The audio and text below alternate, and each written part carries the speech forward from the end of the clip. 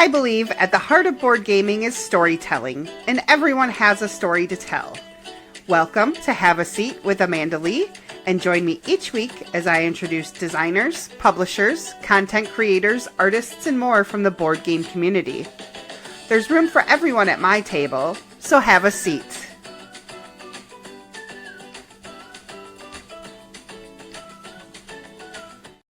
Hello and welcome to episode 5 of Have a Seat with Amanda Lee. I am your host, Amanda Lee Anderson, aka Empty Nest Board Mama on the gram. Today, I have a very special guest. She is a designer and publisher with 2 games coming to market this year. Super awesome, badass chick, which I'm so excited to welcome, Emily Vincent with Pink Hawk Games. Hi, Emily. Hi, Amanda. Thank you so much for having me. Thank you for being here. I kind of threw this out and you agreed to it super fast. So that was the best. You made my week. So welcome. Thank you. Yeah, no, Yeah. I remember listening to an early episode of Board Game Design Lab when Gabe was like, I just emailed 10 people and asked them to be on my first 10 episodes. And I was like, that's so cool. I would love to be on one of your first 10 episodes. Yay. Yep. And you're number 5, a whole hand. So that's pretty exciting. First things first, we've got 3 segments here on Have a Seat with Amanda Lee. The very first, all 3 of them really are all about you. But the first one, I would love for you to have a seat and tell me all about yourself. Sure. So let's see. I am a lifelong gamer and a lifelong creator. So I remember playing board games with my mom when I was a kid, and I played games in the after school programs and on the bus on the way to high school and stuff like that. And I sort of got into the modern board game hobby, in the early 2000s with like Okay. Settlers of Catan. And I've also sort of always been a creative soul, I guess. I'm a singer, I'm a dancer, right? A bunch of Wow. these things. And so I graduated college doing software, right? So I was Okay. gonna do like front end user interface software, and sort of quickly realized that as a software team, we all did a bad job actually implementing what the design team did. Oh, okay. And so I decided I should join the design team and help be a person who could sort of speak design and speak software. And that sort of Liaison. launched me into design in general. Okay. Liaison, it's kind of like the guy from Office Space where you're like, I'm the person who talks to the engineers and who talks to the customers, and they're like, why can't they just talk to each other? And I'm like, I don't know, but They for don't some speak the reason same I need to be language. there. Yes. They don't speak the same language. Yeah. You speak Um, fluent geek. yes, I do speak fluent geek. Love that. Deeply enmeshed in geek culture, which I I love. love that. Um, Are you so still yeah. working in that realm, or are we full-blown publisher mode? Well, I'm sort of calling it I'm taking like a sabbatical from that world. Okay. So I did 20 years in tech, doing, software and then UI UX and then leading teams and management and all sorts of stuff. And so about a year ago, actually, I said I was at a point where I was like, I need to take a break from what I'm Mhm. doing. And I was fortunate enough to be able to do that, and to be able to sort of launch into doing some game stuff full time. And we'll see if and when I have Okay. to jump back into the tech world. For Okay. right now, there's short term goals with Kickstarter and stuff like that, Yeah. um, and just a lot of exploration of what I can do, in this industry.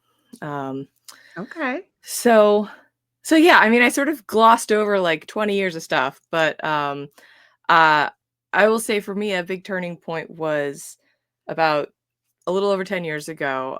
I was diagnosed with cancer, Okay. and I did a full year of like treatment and all sorts of stuff. And when I came back from that, I just sort of said, there's all sorts of things that I want to do. Mhm. my life, with my Yep. the way I present myself, right? A bunch of things that I've been sort of strictly following a corporate path, right? And Okay. I've been living the business life, and I'm going to be a little bit more open with what I think. I'm going to be a little bit less patient, and I just love sort that. of come in guns blazing. And so I started doing all sorts of different things. I started circus arts. So Oh, I do some amateur circus performing. I okay. uh I got back into dance. I, did some performance, some singer-songwriter performance type stuff, and I eventually, like 3 years ago, found my way into board game design. And that's sort of how I've arrived here. And as someone who professionally did user interface design, there's a lot of easily transferable skills. And Some then crossover. as someone who has just played games for Mhm. my entire life, there's a whole bunch of experience that I can mine there. So, I still came in as a baby game designer, and I still consider myself like a baby game designer. But it's sort 2 of. games in 1 year is nothing to, nothing to be, ashamed about. Oh, no, not ashamed at all, right? I don't think my path is a common one, but, I'm also a person that if an opportunity arises or lightning strikes, I'm gonna chase it down, right? I'm gonna be like, Yeah, "Alright, let's double absolutely. down." So were there games that inspired you or the lack thereof maybe that's kind of put you on that designer path? Yeah, it sort of came from me coming back from I go to PAX East every year, Mhm. and coming back from that experience and just being like, "The games I wanna play are not out there." I have loved so many different types of games about so many different types of topics, but for me personally, I'm not sure I can play another, like, Let's Conquer the Galaxy, right? And I'm not sure I can do Space another, is like, not my jam. yeah, another, like, high fantasy, whatever. I was looking for these beautiful and hello, kitty. My friends are Um, coming to say hi. They know it's the cat lady, the cat yeah, design my lady. my cats won't show up here, but they're lurking. My Um supervisors are here. Um, Sorry. that's all right. Yeah, but it's these beautiful, interesting experiences, right? So I loved Sagrada, right? The way it looks on the Yes. table, the puzzle of it. I Mhm. loved the look and feel of Noctiluca, Okay. which has these beautiful, it's like jellyfish, and they're just it's a beautiful game, right? And there was this game that I played. It was in the first look area of PAX East, and I think it's from the Tokyo Game Market or something like that. So you can't get it here, but it was called Makaryoshka, and it's a game of growing up macarons. And it's this like little abstract game where you start with these little tiny macarons, and when you put them into a specific formation, you get a bigger macaron that they all go into, and then you get the Ooh, medium-sized macarons, and when you get them in a certain formation, they go into an even bigger macaron. I Um, love it was it. so cool, right? And I was like, "Where are these games, right? Where are these Yeah. beautiful games and these non-serious games, but that Mhm. have real meat to them," right? Right. Because I don't know, I think when you find a fun when you find a funny game, I don't find as many, like, deep strategy pieces to it, Yes. right? It's Yes. either light and fun or serious and heavy, and I kind of want light and fun heavy, right? Yeah, absolutely. It doesn't have to be beige to Right. be, like, it can be cute, it can be cuddly, and it can have some depth. Yeah. So, like I love Flamecraft, that. right? Flamecraft is Yes. adorable and cute, and there's also real gameplay in there, right? Real decisions. Yeah. There it It's my is. favorite game of all time. Anybody who will listen, well, I will talk about Famecraft. Love it. Yeah. So that's the kind of thing I wanna be doing, right? And so that's Mhm. why, when I sat down, I was like, "I could design a game, why not?" The very first thing that I designed that I'm still planning on publishing, it's still a work in progress, is a cooperative game where you play as house cats that are trying to take over the world, Good while kitties, your good owners are kitties, good asleep. kitties. Yeah, yeah, yeah, good kitties. So this is coming, right? It's gonna come to somewhere, to markets, right, via Pink Hawk. But I was like, that's what I want, right? I want to take over the world where I'm a house cat, and that means beat up the dog and control the Yes. kibble, Oh right? my Or the gosh. tuna, even better. I love it. Oh my gosh, I'm so excited. I can't wait to hear more about that. Yeah, What yeah. have you been playing other than your own games lately? Yeah, so I went to Granite Game Summit recently, this past weekend, and played a couple games there. So one is I finally got to play Obsession, Ooh. which is sort of like I think it's like Downton Abbey, the Mhm. board game. Yeah. Um, so that was fun and interesting, and it's one of these interesting games that has like it's got a little bit of take that in Mhm. in a way that I wasn't expecting, right? In Yes. just oh, and then I can play a widow on you and she's gonna take all your money, right? Um, Alright. and so that was an interesting surprise. Mhm. Um, and I played a Reiner Knizia game called Rebirth. Oh, I love Um, Rebirth.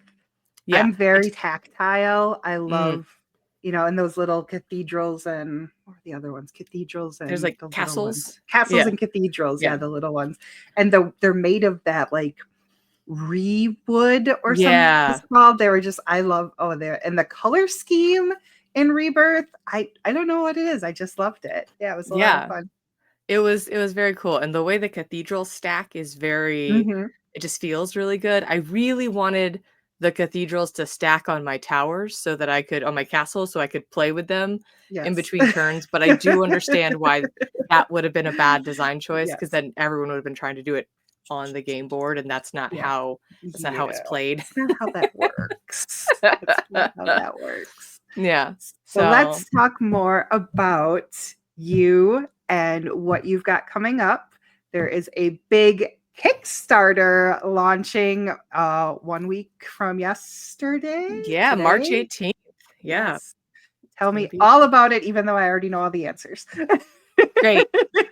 Yes. So, Pink Hawk Games, we are launching the very first game from this company, and I say we, it's me, right? I'm the company, but me and all of my supporters and all of my friends and family who have been here for this journey.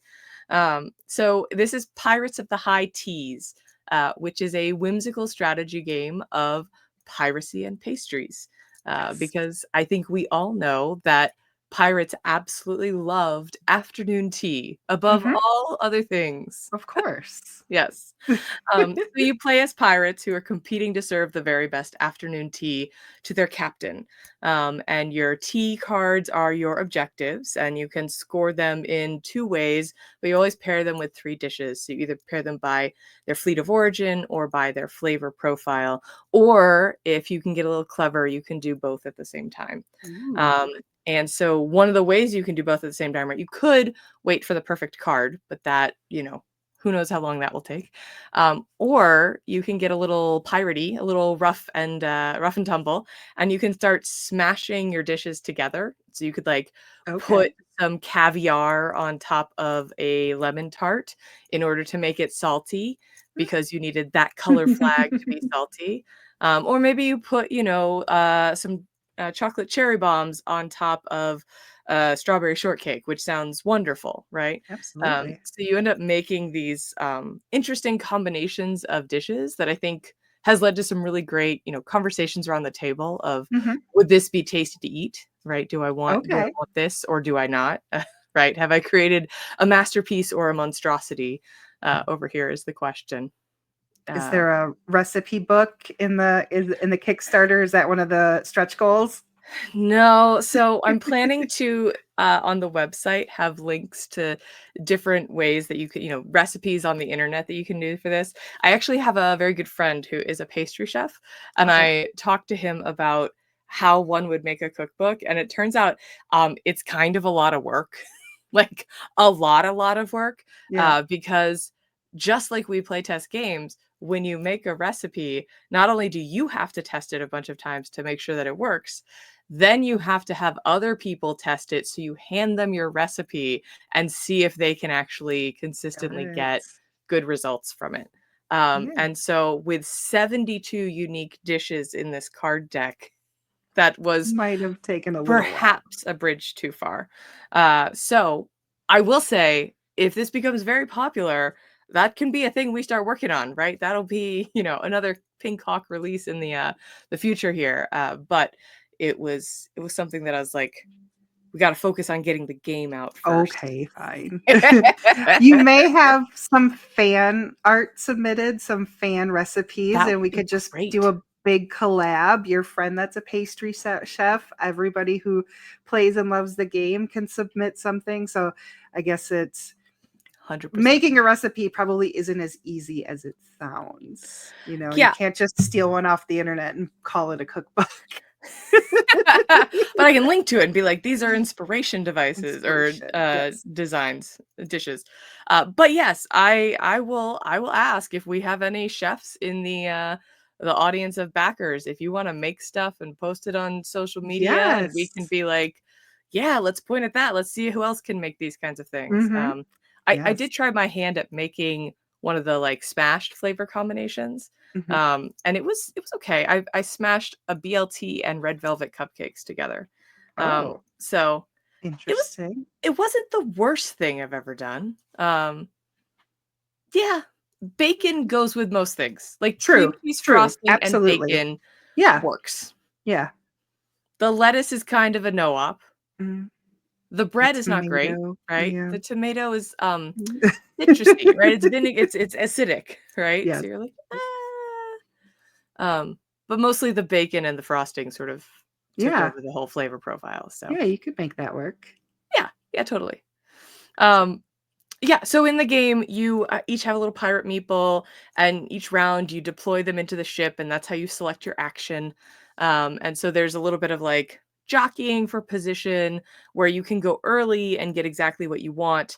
And that gives you a first pick next round. But you get fewer things, or you can go later and you can get a lot, or you can score points and stuff like that. But then you're sort of last in line to Okay. choose next time. So there's a little bit of quantity quality trade off, but also some like forward planning of where do I need to be. Hmm. Um, yeah, and then there's your pirate gear, which is where we add some more pirate whimsy. So your cannons blow up face up cards and let you bring out new ones. So you're sort of like signaling the kitchen that you want better dishes. Okay. Um, your monkey can sneak a card from the top of either deck into your hand. And your parrot can fly a card direct to the captain, so you discard it for points rather than Okay. chucking it overboard. So it's sort of a light strategy game. There's definitely strategy pieces. It's not a 3-hour Euro experience. It's Thank a goodness. 45-minute Hmm. gaming experience with your friends. And I think one of the things that for me is really special about it is that I'd call it a cozy pirate game, right? Hmm. So we don't have you can't steal from anyone else, right? Right. You can get there before them and take something from the market that they wanted, but you can't take something out of their hand, right? No Or pilfering. yeah, or blow up the thing that they just made, right? Hmm. Um, which I will admit has thrown some people, right? They're like, a pirate game without stealing? No, thank Yeah. you. Oh, So that's okay, right? Not all games are for everyone, right? In the same way that like I'm probably not going to sit down for a 4-hour space expansion experience anytime right. soon. Uh it's okay if other folks are not looking for a polite pirate experience.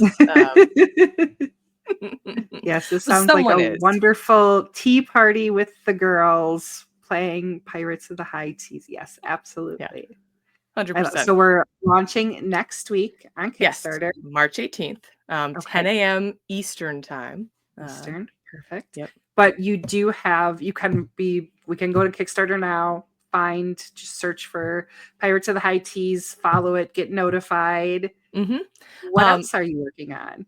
Yeah, Or go ahead if so there's oh, more you no, need to I was just say. gonna say also, if you go in before the Kickstarter, and you sort of follow the links to join my mailing list, there's an ability if you'd like to pre-register for $1, Mhm. there's also a little mini expansion that gets included if you become one of our VIPs, our very important pirates. And so, And a if Facebook that's your group. thing Yes, and a Facebook group where we are chatting about various things. Yes. So if that's your thing, great. Please feel free to do that. If not, we'd love to see you on the day we launch or anytime during the campaign, really. If How this is long a is the game that you're campaign? excited about, it's going to be a 30-day campaign. So we're 30 going days. until April Okay. 16, right after tax day. Yeah, so everybody should have money. Absolutely. Do your taxes. Make sure Do your you're big. taxes and get your tea. Yes. Yes, one of the things that in your VIP group you posed the question, I think it was this morning, was it your Mhm. favorite tea, your favorite dessert, and your favorite pirate? Mhm. What are yours? Oh, that's a great question. Um, I really do like I mean, I like tea, but I also like sort of herbal infusions. Okay. So I've been doing a lot of like a oh, it's wow, hibiscus. There we go. I was like, it's Okay. red, like a hibiscus infusion. But I will say there's going to be a Pirates of the High tea blend, which is an oolong with butterfly pea Ooh, flower and lemongrass. So I'm that gonna sounds say amazing. yes, that could be that's an add-on on the Kickstarter. Mm, Um, so my favorite treat, it's probably a toss-up between like anything that's like gooey chocolatey, so like a mhm. little molten chocolate cake. Ooh, Um, yes. or I do love like a tiny like cheesecake. Like not a Okay. big cheesecake, like an individual size, like an afternoon tea size cheesecake. Mhm. Okay. Um, yeah. So that would be my favorite. I used to go so you can get those, from, like, Whole Foods. They have Mhm. a tiny, like, bakery, Yep. and so you can go and get those, and I just loved, going and getting those. I'd get a raspberry one, and I'd get, like, a key lime one, and it would be Ooh, great. good choices. Good Yeah. choices. And your favorite pirate? Oh, this is a great question. I'm gonna go with any of the women pirates, right? Mhm. So, an Anne Bonny or a Mary Read or someone like that. Um, uh, and there's a couple of great women pirates, but I will say I am listening to a podcast right now on uh, pirates. So it's a Totalis Rankium podcast where Okay. so they've done a couple series, one where they ranked Roman empires and one where Okay. they ranked American presidents, and it's these two wonderful folks from the UK, and so them doing American presidents was very funny. But now they're doing pirates, and so we're only a couple in. But I think it was Henry Avery who we started with, and Henry Avery's boat was named the Fancy, and so Okay. I The just love fancy that. boat. I love that for this pirate, right? And so, I might add him to my list How because long he is also the is list? How many uh, pirates? well, they've only just started. I think they're gonna do I don't know how many they're gonna do. It's a set number. It's like 20 or 30. Okay. It might be 50. I don't think it's 50.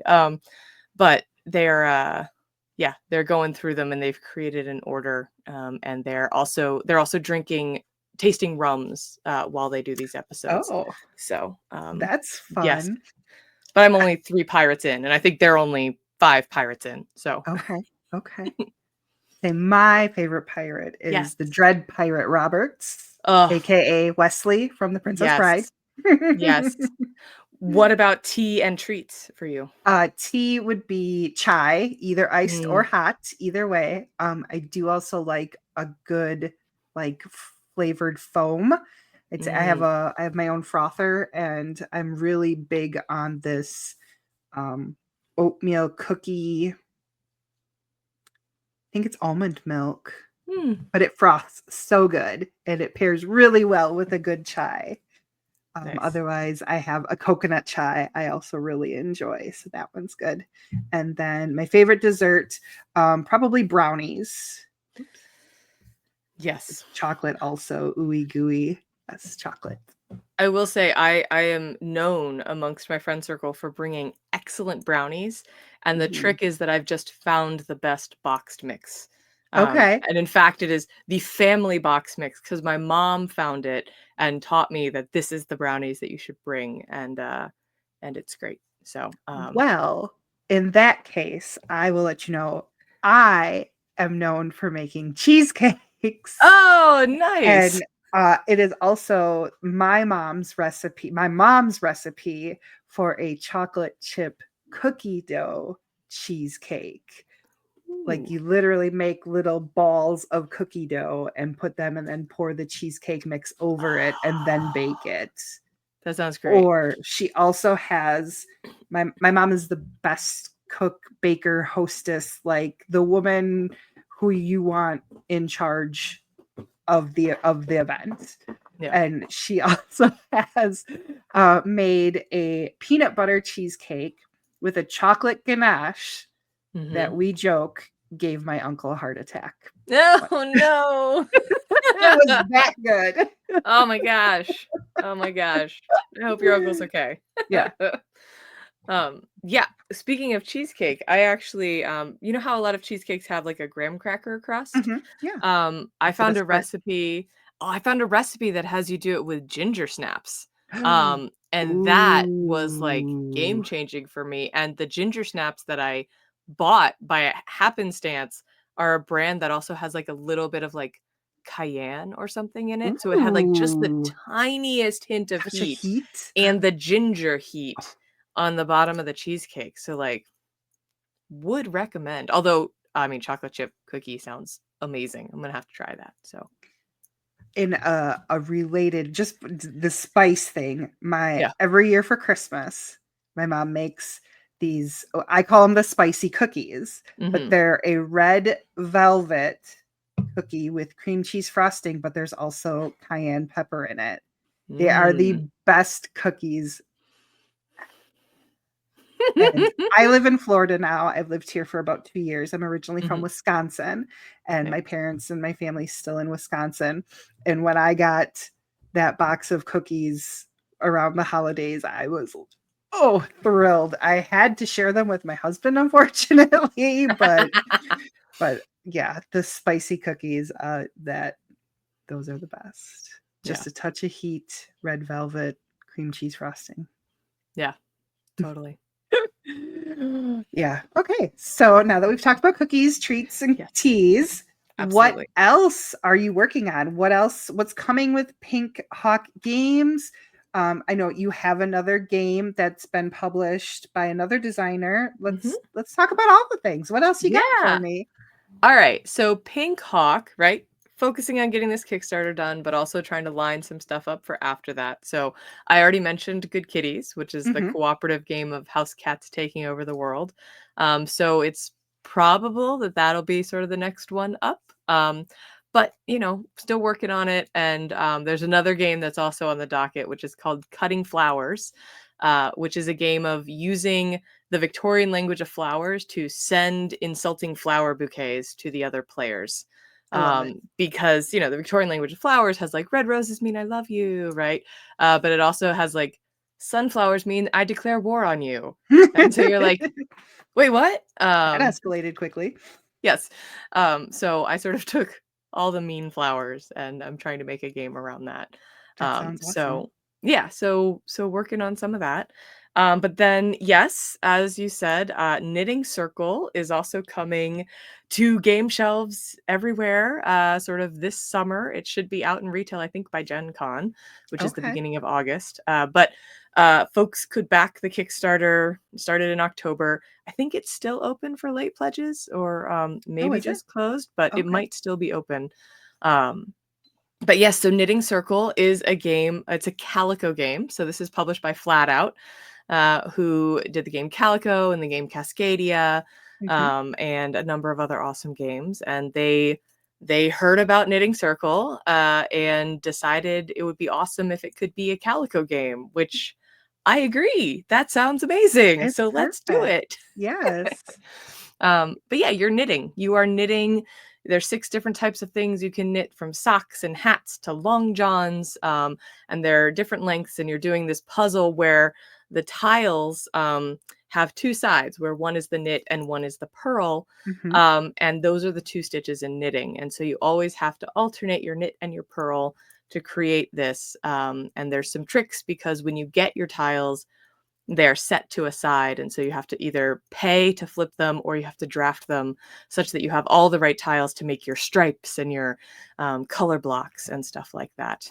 Yeah. And you use cats to get your yarn. So, Yes. most important part, right? Yep. I watched the brothers Murph and their Oh, nice. playthrough of it. It was adorable watching, big burly guys playing this cute little cozy knitting game. It just Yeah. like cracked me up. That's definitely a selling point. Are you a knitter in real life, or did you I have to recruit some have friends? knitted. No, so the idea came from me because I've knitted off and on, but I'm not a great finisher of knitting projects. I made a pair of mittens once that like they were like this much too long for my hand. Um, and I made a scarf, right? I've made 2 scarves in my life, right? Some top But holders.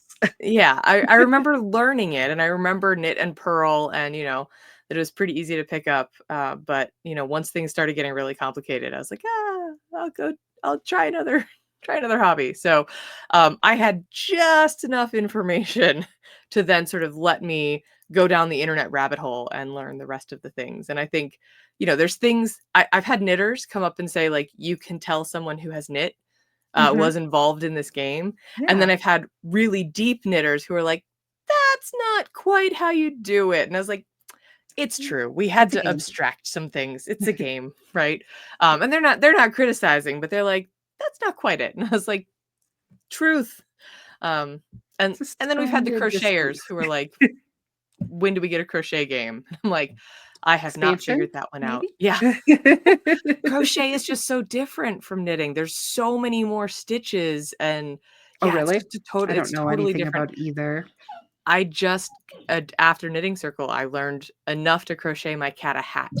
Oh, Um, because there's all these pictures on the internet of people who've knit a hat for their cat, and when you cats look in into hat. how to do it, it's actually crochet. So, Ah.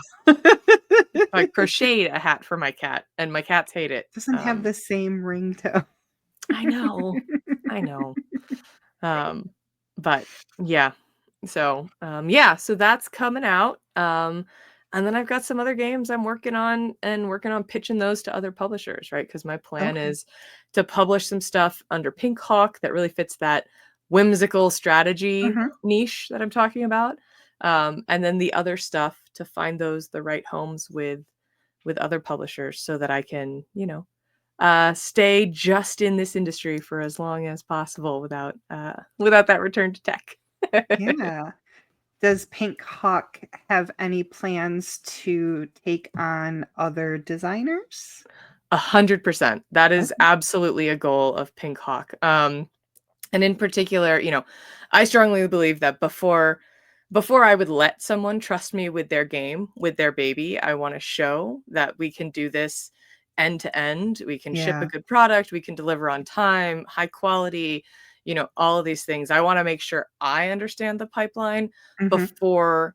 before I let someone trust me uh, Yeah, with absolutely. with something that they've spent countless hours on, right? Because it's just, I totally understand why it happens, but like you sign a game and it sits with a publisher for years and years, and then eventually you get it back, and sometimes it feels like it missed a moment or something Mhm. like that. So I don't want to accidentally do that, and like there's plenty of totally legit reasons that happens, right? But like this is just sort of how I want to approach it. Mhm. um I also I'm very inspired by a lot of what I'm seeing in like different playtesting groups that I'm a part of. So I do a lot of online playtesting, which Okay. has, had a surgence here since the pandemic when we couldn't Mhm. playtest in person. Right. And so I just see so many people from interesting backgrounds and interesting perspectives that are challenging the notion of what board games are, or what they should be, or what they could be, who maybe aren't finding the publishers who want to take a risk on that type of Mhm. game, or maybe they've got something that could land with a big publisher, but like they can't get to a convention to pitch it because of time Sure. or money, or things Mhm. like that, or they could, but pitching is not their strong Yeah. suit, right? They're not a Yeah. they're not a let me go out and do, hit the path and do sales and stuff like that, right? Yeah, they don't So speak the right language. Just you yeah, yeah. yeah. I So, I love that. Okay. yeah, So you're gonna take back on that role of the in-betweener. yeah, And kind of. you speak the nerd fluently, and you'll I get the love it. designers who, need their voices heard. I Yeah. love that. Yeah. Well, and I think the other thing is about these games that aren't getting made, right? Is that there are people who want to play them and don't know how to ask for those games, right? I Mhm. think, as publishers, like we build an audience and then we build games for that audience, right? And so people Yeah. who weren't in that initial scope, it can be really easy to, not know how, not even leave them out, but like not know how to reach them, right? Like Right.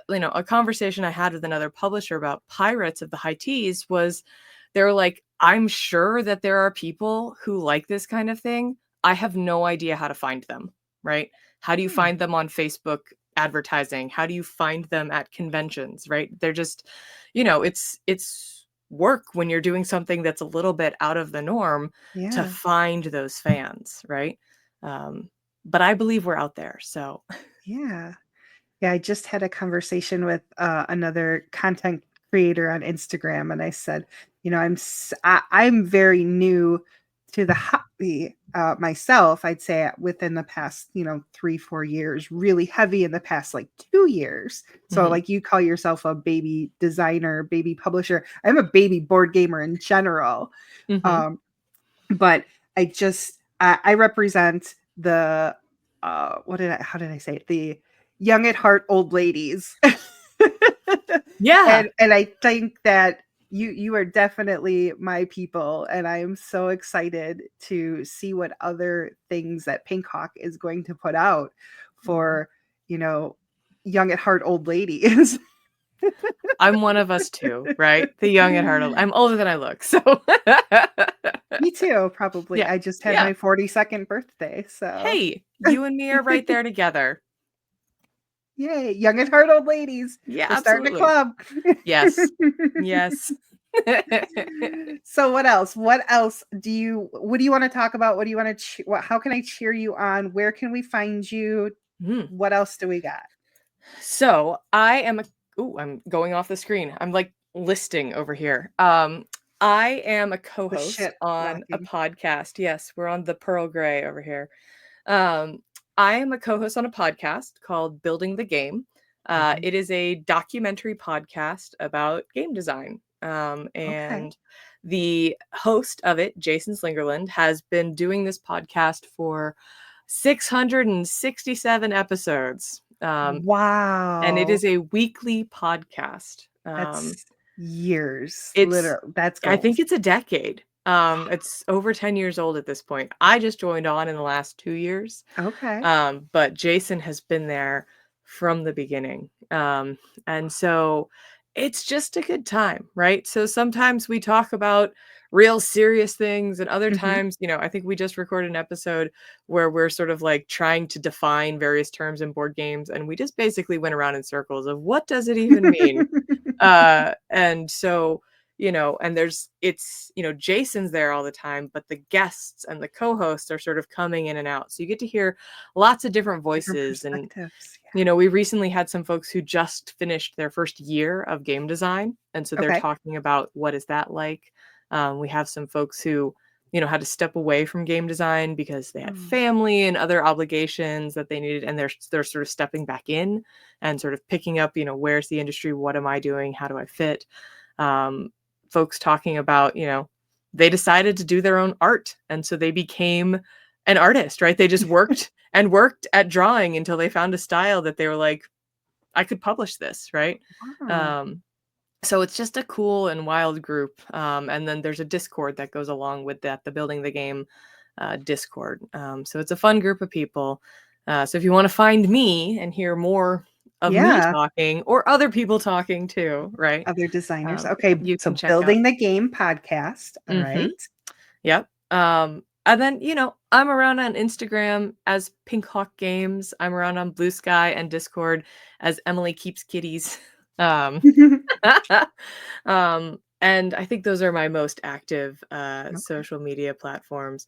I don't know. I'm not the greatest at social media. I'm trying, but it seems to take me it takes a lot of momentum to get it rolling, right? Yeah. And I will get better at it, but Everybody has their thing. I'm pretty So great at Discord. I can do let's really, chat. not Yeah, me. but Discord, I I'm in a lot of different, Discord groups, and then I'm Mhm. like, "Oh, I haven't looked at Discord in 2 weeks. I have no idea what's happening in any of them." I'm the Oh, no, I'm worst. definitely on there daily. That is sort of I'm my trying, I'm yeah, trying. The ones that are important to me, I do try and check in at least every couple of days, but not always. yeah. Yeah. Yeah, so that's the stuff that, that's where if you wanna find me. I think the Mhm. other thing I'll just throw out there, if anyone's in the Boston area or likes contemporary dance, I also, co-founded a contemporary dance company this past year, and we're having our Wow. first standing up our first full-length show in June, and Okay. so this is Pluto Return is the name of the dance company, and we are, um, 5 former dancers, who left dance, in our child and teens, but came back to it as adults who are celebrating our bodies as they are, not as they Okay. can or could or should be. Yeah, So I love that. Is there a theme to June's production? yes, the show is called Rewild, and it's about rewilding yourself. Okay. I love Yeah. it. Some animal print. Yeah, a lot of flowers. There's a lot of flower themes. Yeah, So, awesome. yeah. So I don't know. I'm taking some time to do some art here, some game design, some game I love it. publishing, some choreography. I'm in my art era, I I think. love that. I'm so excited for you and excited to see everything that Emily Vincent and Pink Hawk Games, everything that's going to be.